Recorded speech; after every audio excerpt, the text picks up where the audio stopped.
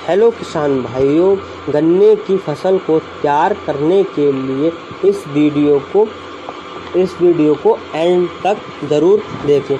तो हम किसान भाइयों बताते हैं कि गन्ने की फसल बोने के लिए किस प्रकार की भूमि उपयोग होती है। वैसे गन्ने की फसल सभी भूमियों में उगाया जा सकता है। अच्छे जल निकास वाली दोमट भूमि इसकी खेती के लिए सर्वोच्च है। सर्वोच्च का मतलब सबसे श्रेष्ठ या सबसे अधिक रहती है। गन्ने को भारी दोमट तथा बली दोमट में सफलतापूर्वक उगाया जा सकता है। अच्छा, और जिस भूमि में हम गन्ने को उगाते हैं उसका पीएच मान कितना होना चाहिए, तो हम बताते हैं किसान भाइयों 6.1 से 7.5 तक पीएच मान वाली भूमि उपयुक्त रहती है। तो गन्ने के जो हम बीज बोते हैं उसे ये चेक कर लेना चाहिए कि किसान भाइयों जिस भूमि में हम जो गन्ने का बीज बोते हैं तो उस बीज को ये चेक कर लेना चाहिए कि बीज कैसा है, या बीमारी नहीं है, कि कुछ उसमें खराबी नहीं है। कुछ प्रकार के कुछ बीज होते हैं, गन्ना होते हैं, वो स्वस्थ नहीं होते हैं, तो बीज कम जमता है। तो गन्ने को बीज को ज़रूर चेक कर लें किसान भाइयों। तो हम कुछ किसान भाइयों होते हैं गन्ने के बीज बोते समय उसके टुकड़े पड़ते हैं गन्ने वाले। तो किसान भाइयों हमें कितनी आँखों में या कितने बड़े टुकड़े करना चाहिए, तो किसान भाइयों 3 आँखों वाला टुकड़ा करके गन्ने को बोना चाहिए। 3 आँखों से अधिक आँखें वाले टुकड़ा नहीं करना चाहिए। 3 आँखों से कम वाले टुकड़े तो करके बो दें, अच्छा रहेगा। तो किसान भाइयों हम गन्ने को बोते हैं तो उसमें कुछ उर्वरक भी डालना बहुत अनिवार्य होता है। जैसे कि किसान भाइयों हम जानते हैं कि गन्ने में एक हेक्टेयर में 180 केजी नाइट्रोजन, शरतकालीन गन्ने में 1 हेक्टेयर में 180 केजी नाइट्रोजन की आवश्यकता ज़रूरी होती है। और फास्फोरस जो होता है वो 60 से 80 केजी भी डाल सकते हैं 1 हेक्टेयर में।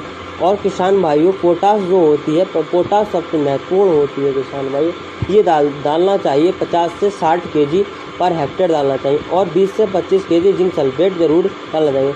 और किसान भाइयों दीमक के लिए कुछ किसान भाइयों बोलते हैं कि जो बीज बोलते हैं तो उससे दीमक खा लेती है, उसे रिजेंट भी डाल देना चाहिए, जिससे कि हमारा गन्ना अच्छा अंकुरण देता है और अच्छे देता है।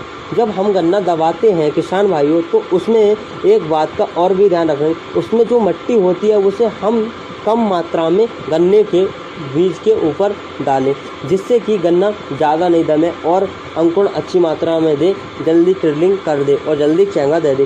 क्योंकि उससे ज़्यादा दब जाता है तो किसान भाइयों गन्ना सड़ जाता है, जिससे किसान भाइयों गन्ना मतलब मर जाता है।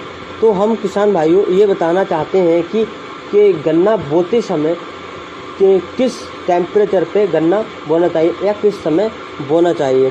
तो गन्ना बोते समय 26 से 32 डिग्री सेल्सियस तापमान होता है तो गन्ना का अंकुरण अधिक निकलता है, काफ़ी मात्रा में जमता है, यानी मतलब काफ़ी मात्रा में कह सकते हैं जमता है। शरतकालीन गन्ना जो होता है इसे कुछ किसान भाई अक्टूबर वाला भी गन्ना भी बोलते हैं, वैसे होता भी है।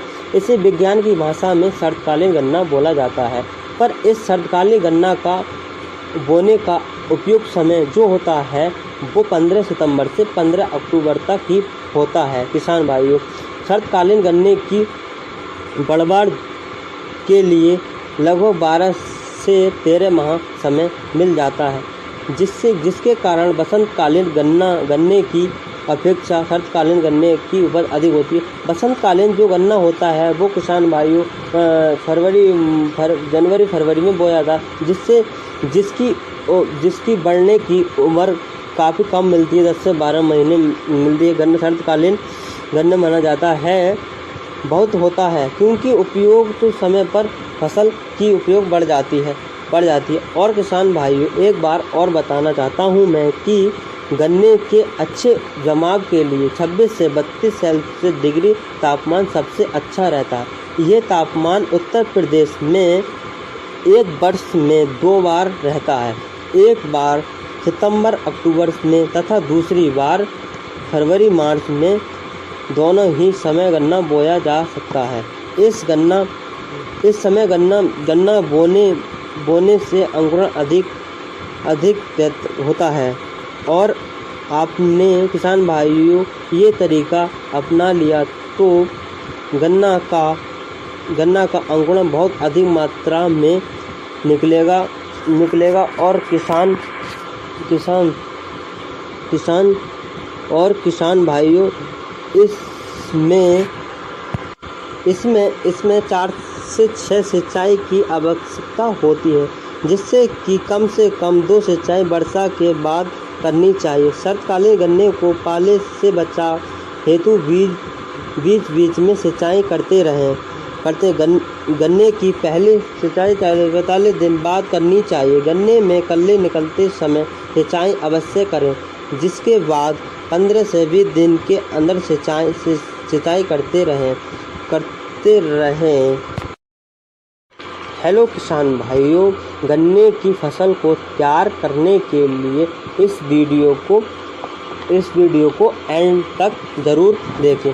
तो हम किसान भाइयों बताते हैं कि गन्ने की फसल बोने के लिए किस प्रकार की भूमि उपयोग होती है। वैसे गन्ने की फसल सभी भूमियों में उगाया जा सकता है। अच्छे जल निकास वाली दोमट भूमि इसकी खेती के लिए सर्वोच्च है। सर्वोच्च का मतलब सबसे श्रेष्ठ या सबसे अधिक रहती है। गन्ने को भारी दोमट तथा बलुई दोमट में सफलतापूर्वक उगाया जा सकता है। अच्छा, और जिस भूमि में हम गन्ने को उगाते हैं उसका पीएच मान कितना होना चाहिए, तो हम बताते हैं किसान भाइयों 6.1 से 7.5 तक पीएच मान वाली भूमि उपयुक्त रहती है। तो गन्ने के जो हम बीज बोते हैं उसे ये चेक कर लेना चाहिए कि किसान भाइयों गन्ने का जिस भूमि में हम जो गन्ने का बीज बोते हैं तो उस बीज को ये चेक कर लेना चाहिए कि बीज कैसा है या बीमारी नहीं है कि कुछ उसमें खराबी नहीं है। कुछ प्रकार के कुछ बीज जो होते हैं गन्ना होते हैं वो स्वस्थ नहीं होते हैं, तो बीज कम जमता है। तो गन्ने को बीज को ज़रूर चेक कर ले किसान भाइयों। तो हम कुछ किसान भाइयों होते हैं गन्ने के बीज बोते समय उसके टुकड़े पड़ते हैं गन्ने वाले, तो किसान भाइयों हमें कितनी आँखों में या कितने बड़े टुकड़े करना चाहिए, तो किसान भाइयों 3 आँखों वाला टुकड़ा करके गन्ने को बोना चाहिए। 3 आँखों से अधिक आँखें वाले टुकड़ा नहीं करना चाहिए। 3 आँखों से कम वाले टुकड़े तो करके बो दें, अच्छा रहेगा। तो किसान भाइयों हम गन्ने को बोते हैं तो उसमें कुछ उर्वरक भी डालना बहुत अनिवार्य होता है। जैसे कि किसान भाइयों हम जानते हैं कि गन्ने में एक हेक्टेयर में 180 केजी नाइट्रोजन, शरतकालीन गन्ने में 1 हेक्टेयर में 180 केजी नाइट्रोजन की आवश्यकता ज़रूरी होती है। और फास्फोरस जो होता है वो 60 से 80 केजी भी डाल सकते हैं 1 हेक्टेयर में। और किसान भाइयों पोटास जो होती है, पोटास सबसे महत्वपूर्ण होती है किसान भाइयों, ये डालना चाहिए 50 से 60 केजी पर हेक्टेयर डालना चाहिए। और 20 से 25 केजी जिंक सल्फेट ज़रूर डालना चाहिए।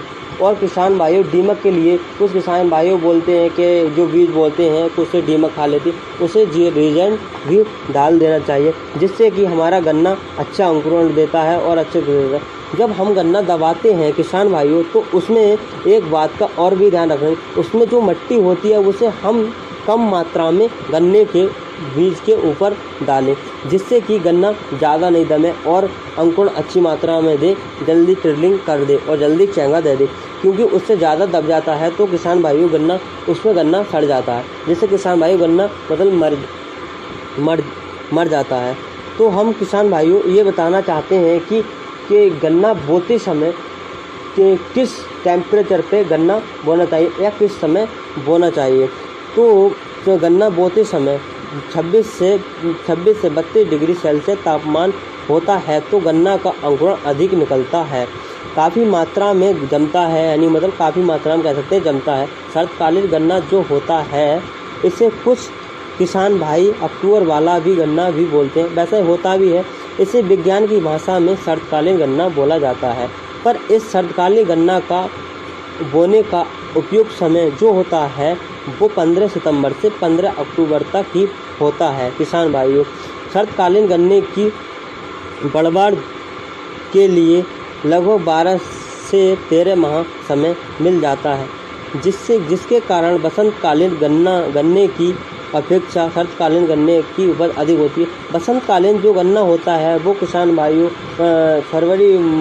जनवरी फरवरी में बोया था,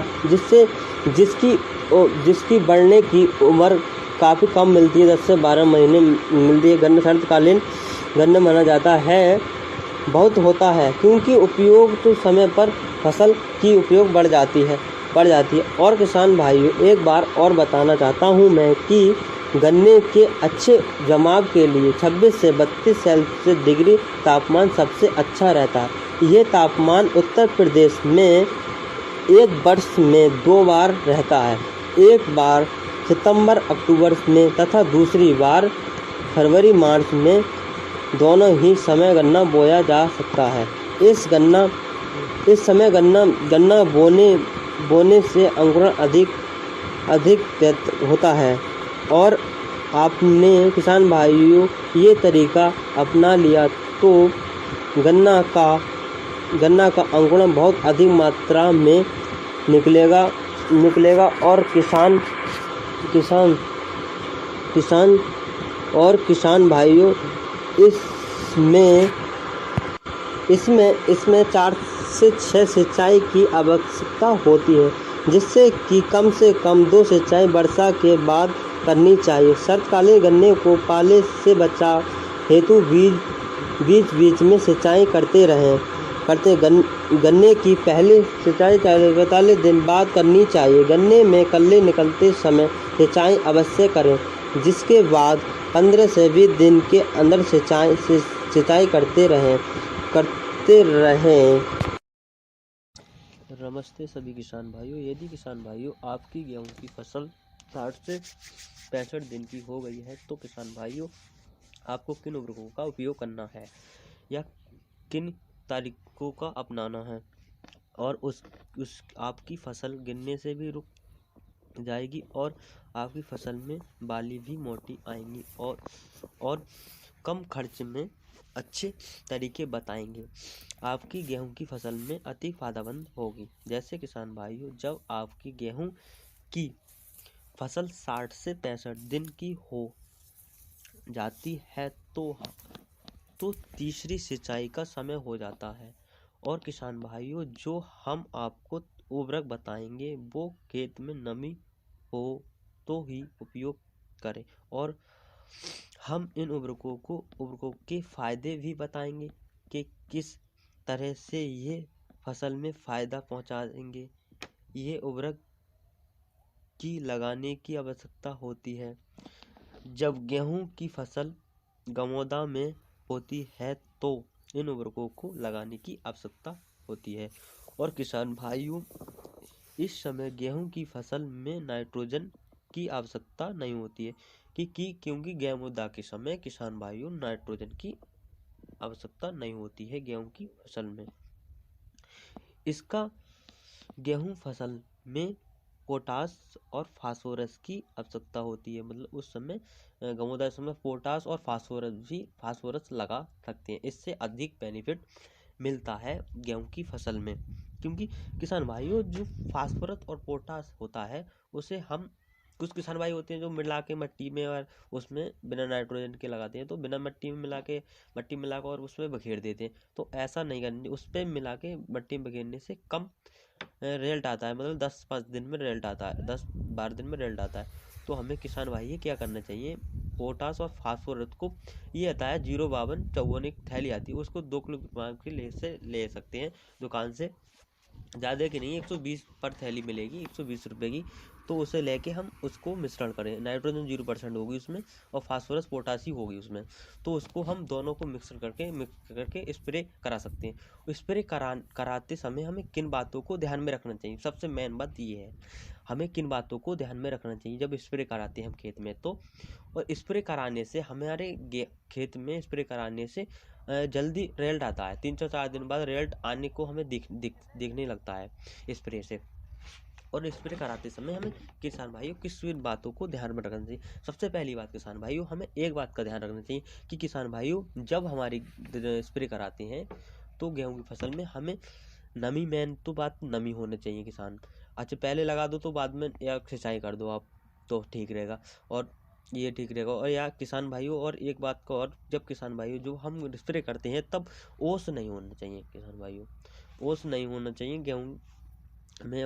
और एक चीज़ और किसान भाई, जब ओस नहीं होना चाहिए और बढ़िया तो बढ़िया रहेगा। और किसान भाइयों जब और एक चीज़ का और ध्यान रख रहे हैं कि जब हम स्प्रे करें तो मौसम का और ध्यान रखना चाहिए कि हम लगाए तुरंत बारिश हो गई 10 आधे 1-2 घंटे बाद तो वो स्प्रे बेकार हो जाती तो अच्छा बेनिफिट नहीं होगा। और किसान भाइयों इसे पोटास और फास्फोरस का स्प्रे करके हमारे गेहूँ में की बालियाँ जो निकलेंगी वो मोटी और अच्छे दाने की निकलेंगी, मोटी और सुंदर निकलेंगी।